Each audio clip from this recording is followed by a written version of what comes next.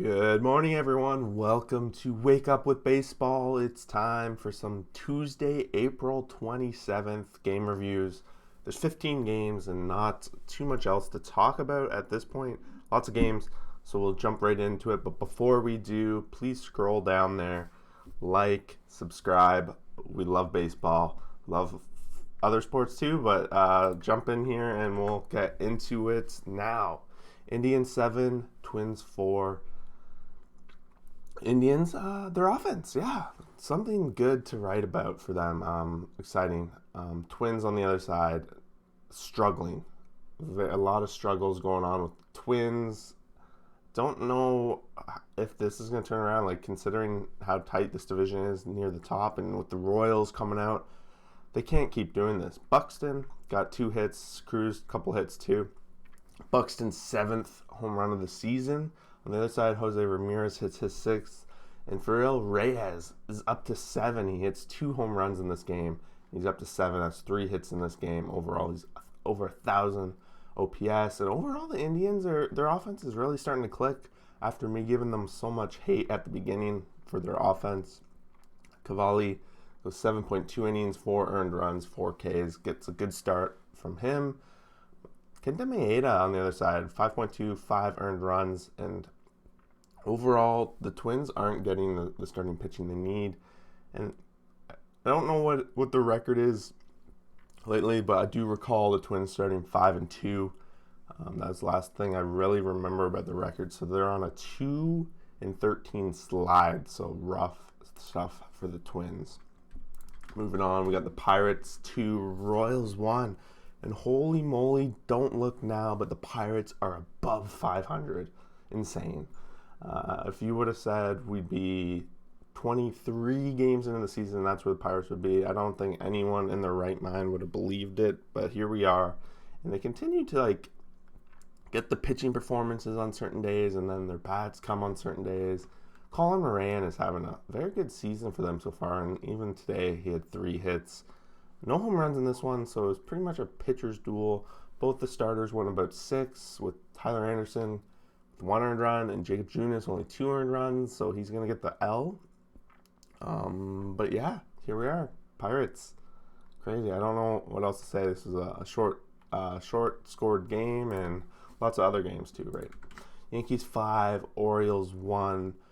Corey Kluber, finally, I'm just going to start going down to him. 6.2 innings pitched, 5K, so he had his best start of the season by far. And I know I've had a lot of question marks around him, whether he was going to be able to turn it on.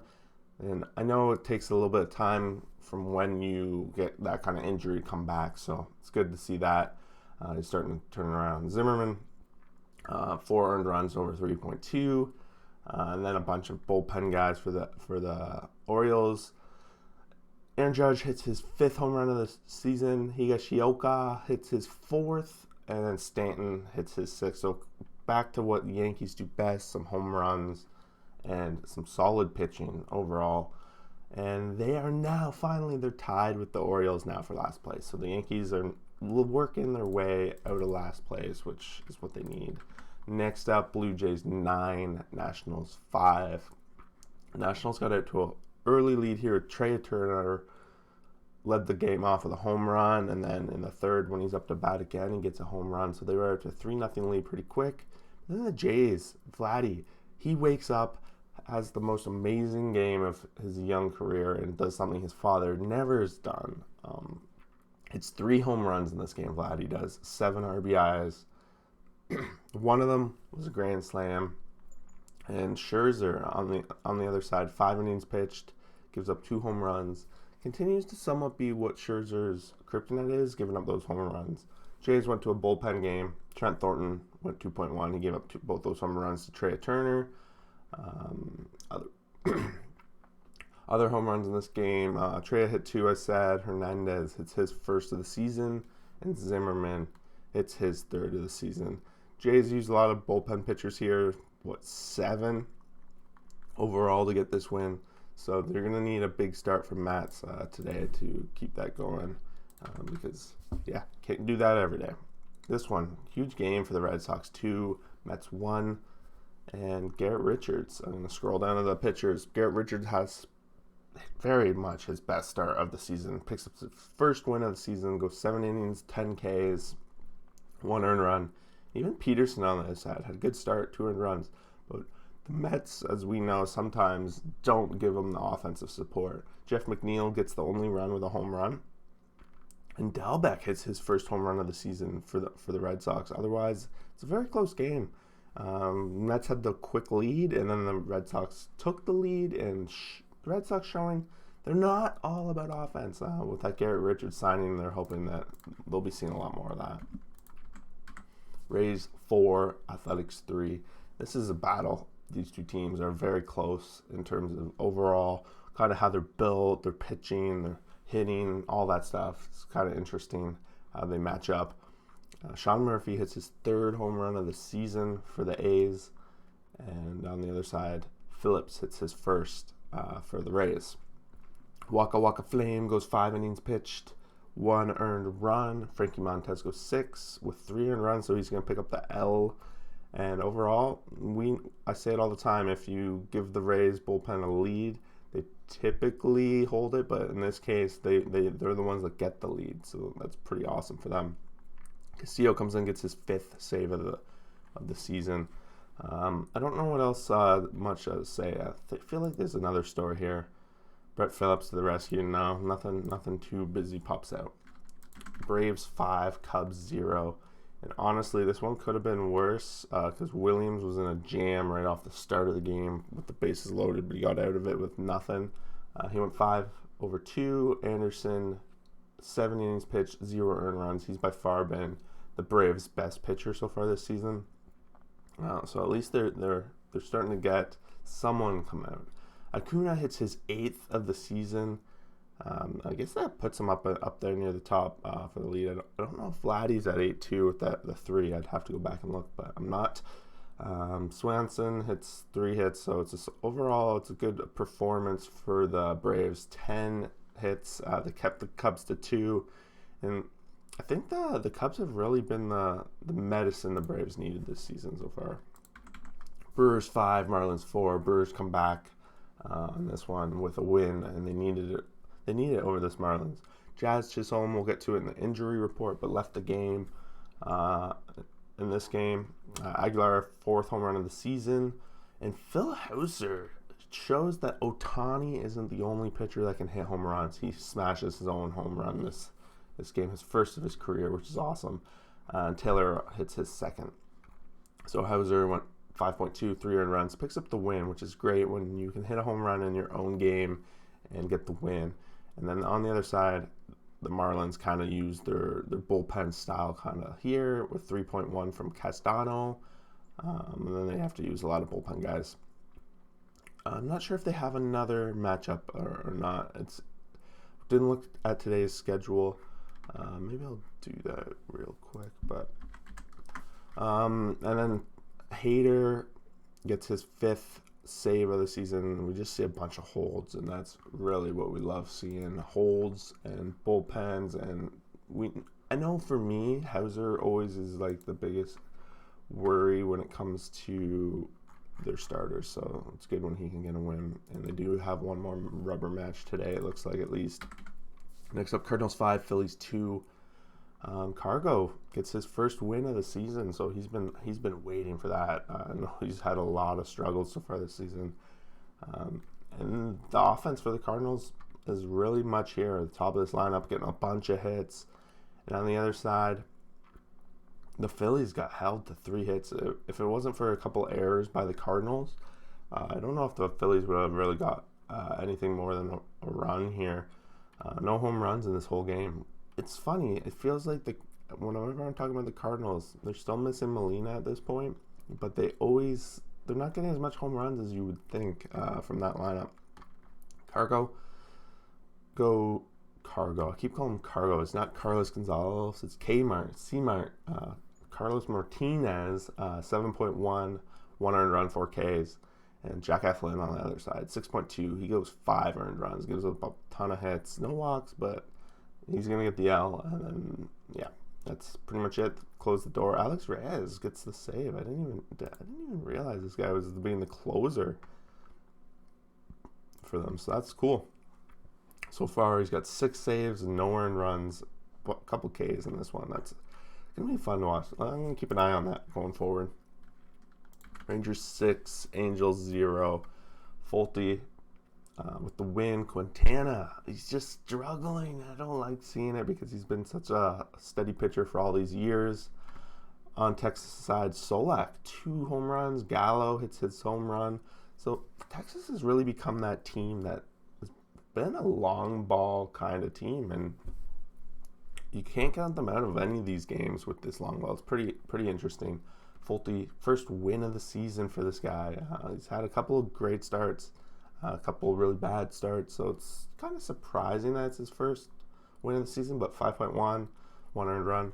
Quintana on the other side, 5 earned runs over 3, and this is not what the Angels need. The Angels need someone that is going to... They need an ace at this point. Like, where is the ace? Trout continues to get hits. His batting average, .431. The guy's insane, popping off. Ohtani went over, and overall, it's a Solak kind of day for the Rangers. Awesome stuff. Moving on, we have the Astros 2, Mariners 0, and I think it's starting to show. The Mariners, they had a hot streak for a while there, but their batting average is just, it's not consistent enough to get the wins to be consistent. If you like looking at their averages here, it's a lot of low ones, and we all know how that eventually goes. On the other side, look at the Astros. All top 5 batters on their team right now are batting above 300. They were kept in line a little bit here. Marco Gonzalez did a good job. The Astros get a good win. Javier, 3 wins now on the season, 7 innings pitched on this one, no earned runs, bunch of strikeouts. And Gonzalez, only 2 earned runs over 6. But Javier, he's been lights out. He's got .87. Someone's going. Someone has DeGrom in their sights. That's pretty awesome. But Astros win. Astros team have, since their full team's been back, they've been hot. Watch out. Tigers 5, White Sox 2. We can't lose them all, right? The Tigers had coming off a little bit of a losing streak there. Miggy Cabrera's back in the lineup, and we see it. He hit his home run. So his second of the season. So he's I forget exactly how many he's going to have left now. It's like 12, 11, 8, 7. I forget. But once we got to get a countdown going, I think. Goodrum, 3rd home run of the season. Scope hits his 2nd. So a bunch of home runs from the Tigers this one, which is Giolito giving up 2 of them. Over 6. Urena, 7 innings pitched, 1 earned run. His best start of the season that I can think of. His first win of the season. He's had a couple bad starts, but he does seem to be settling down. I think his last start, 2, was fairly good. But yeah, Tigers win. White Sox can't win them all. Tigers can't lose them all. Yada, yada, yada. Here we are. Diamondbacks 5, Padres 1. Padres, they can't take advantage of the way the Dodgers have been, but Chris Kelly, 6th home run of the season. This guy's been pretty amazing for the D-backs for sure as a catcher and all. I didn't really know this man until this season. Carson Kelly, Chris Kelly. Where am I getting that from? But yeah. M. Kelly goes, so many Kellys. 6 innings, 1 earned run, so his best, bringing his ERA, one of his best. And Chris Paddock, 5.1, 3 earned runs, continues to be probably San Diego's most struggling expected pitcher, but hopefully with everyone in front of him, he's able to settle in a little bit here down the stretch. Padres not taking advantage of what they can, and the Diamondbacks win. This one goes to 10, and this was a back-and-forth game. Colorado had a lead for a bit. San Fran had a lead, and then we went to the 10th inning with both teams scoring in the 9th. Colorado takes the lead. San Fran ties back up. Colorado scores 3 in the top of the 10th, and usually when you score a couple, you get it done. Overall, Hampson, 3rd home run of the season. Ryan McMahon, It's his 8th of the season, and CJ Cron has his 4th. So it's a couple of these guys like CJ Cron, who they brought in to really be that guy, cleanup hitter in that. He's starting to heat up, hitting a couple of home runs. I think he hit one yesterday or the day before. On the other side, Belt and Crawford both hit their 4th of the season. So we had a bunch of home runs, and this is in San Francisco, not Colorado, which is pretty awesome. Aaron Sanchez had a pretty rough start. He went 4.2, only 2 earned runs, but he walked 5 guys. And as an ex-Blue Jay, I kind of familiar with that's basically his biggest problem is his walk. So he needs to make sure he keeps that under control. And so far, so good for the season. So I'm not going to hold one start against them. This really came down to a bullpen game for both teams. Bard was in there, blown save, ends up getting the win. And on the other side, this guy Santos gets the loss. And I hate the 10th inning mumbo jumbo. Last game of the season, or the week, or day, or whatever. Reds 6, Dodgers 5, and what a time to pick for the Reds to bounce back from their losing streak. The Dodgers. I guess everyone is like, well, they kind of have that thing. Bauer used to play for them. They're the World Series. Maybe it gets everyone to step it up a little notch. Meanwhile, the Dodgers are on a 3-game losing streak, their longest losing streak since 2019. Pretty crazy. Will Smith, it's a 3-run home run in this game for them, and Winker, it's his 6th of the season, and he's been like a staple in the top of this lineup. It's been pretty awesome watching him go for them. Hoffman, 4 innings, pitched 3 earned runs. Buehler, 6.1, 5 earned run, 10 Ks. He have a bunch of earned runs, but then we bring in Alexander, who blows this game, and they give him a blown save, but it's like the 7th inning, so I didn't realize it worked that way. I guess if you blow a hold, you're also blowing a save. Doolittle comes in for Cincinnati, gets the close, and yeah, the Dodgers a little bit of trouble, but meanwhile, the Padres are struggling. They're basically around 500. The Giants, they took an L there, and like I talk about, these Giants still haven't met any of those other teams, so we'll see how they fare about that. But yeah, it was a pretty amazing day for baseball yesterday. Every team was in action. Another day of that, which is pretty great. Let's jump into a quick look at some of these injuries. Juan Soto and Strasburg. So Soto took batting practice. Strasburg is throwing up to 150 feet, so it looks like they're both working their way back. Nothing too crazy. Chisholm left the game Tuesday, suffered a left hamstring running the bases, so hopefully that's not too bad. It's been a big highlight and fun to watch for the Marlins so far this season. Dodgers continue to have all these guys. Bellinger expected to start taking batting practice pretty soon. Kelly, is that Joe Kelly? Yep. Undisclosed injury in spring training, has made several appearances at the alternate site. You can join them on the upcoming road trip. Price, 10-day injured list we talked about yesterday. Baez remained out of the lineup for the 2nd straight game. Just some treatment for his hamstring. And Bryant was in the lineup this game, and he's basically been their best player. Has been playing through some right bicep soreness, so he just got a day off. Hopefully that's all it is. Molina was placed on the 10-day DL list, which sucks. He'll be out at least for a little bit. Right foot tendon strain. Framber Valdez, solid pitcher, fractured his left ring finger in a comebacker at the start, so he is going to avoid surgery, which could possibly be good for the Astros. Will get someone back down the road here. A long list of Giants. We went over these guys yesterday. So Crawford missed his 3rd straight game.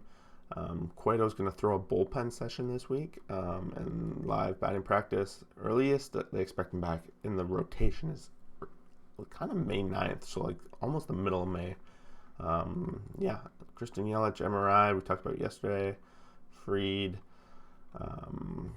And yeah, that's basically the rundown. Some of those guys are new injuries, some of them are old, and one guy that wasn't on there, which I was excited to see yesterday, was George Springer. He's still not back. They think he was ready. He's been getting in warm-ups and all that, and then they want him to be completely 100% no pain, no nothing before they bring him back.